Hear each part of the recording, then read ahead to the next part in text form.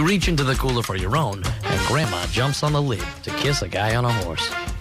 Mardi Gras is unpredictable. Colorful floats and the music, it all draws crowds to the streets for carnival parades, but it could lead to an unexpected visit to the ER, especially if you're not paying attention. And this morning, Dr. Meredith Maxwell with Toro Family Medicine and local blogger Angelina Vicknair joining us now with some tips to ensure that your family has a safe and happy carnival season. And ladies, thanks so much for joining us. Of course. And we were just saying, we can't believe that it's here, but it is upon us, and so you have to be ready. And some of the common reasons, I mean, because a lot of people end up in the ER this time of year. Definitely. You think the bag of beads coming at your head, falling off ladders. Victim of that. Picking up beads and getting your finger stepped on. Dehydration is a huge thing with all the alcohol intake. So you really have to think about what could happen and be prepared. And you were telling me that a relative or somebody you knew got hit in the face and she wore contacts and it really posed a problem. It did. She was pulling out her contact for days on end afterwards. You never know what's going to happen. So you really want to be prepared for just kind of anything. And there's a lot of things you can do to prevent. Yeah, and you were talking, when you mentioned dehydration, a lot of people are drinking a lot and they might not be eating like they should on the route. I mean, do you suggest a certain amount of water or liquids? A good rule of thumb is to, like, every alcoholic drink you have some water.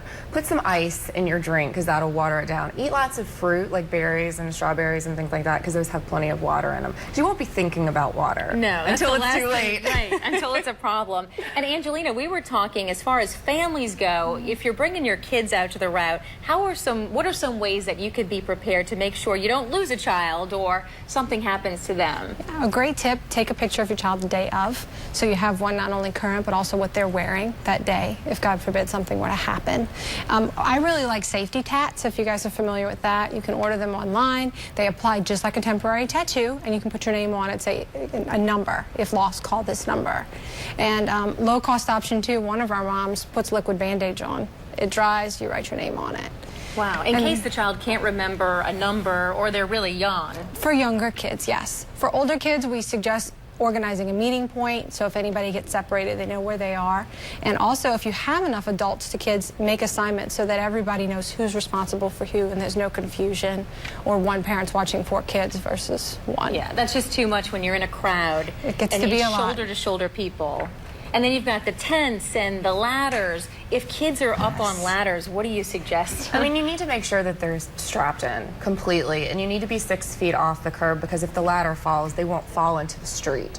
So that's really important. And just make sure you don't leave them on the ladder by themselves. Yeah. That's a huge one. And then know where your urgent cares or emergency rooms are. Toro has one right off the Uptown Parade route, so it's really handy if you need one, heaven forbid. And then putting somebody in the same color of clothes is kind of nice. Like if your whole family wears the same color, it's really easy to spot them. So that's an important kind of tip as well. It could be, I'm sure, can only imagine what it's like for a parent if you lose or misplace a kid in the crowd.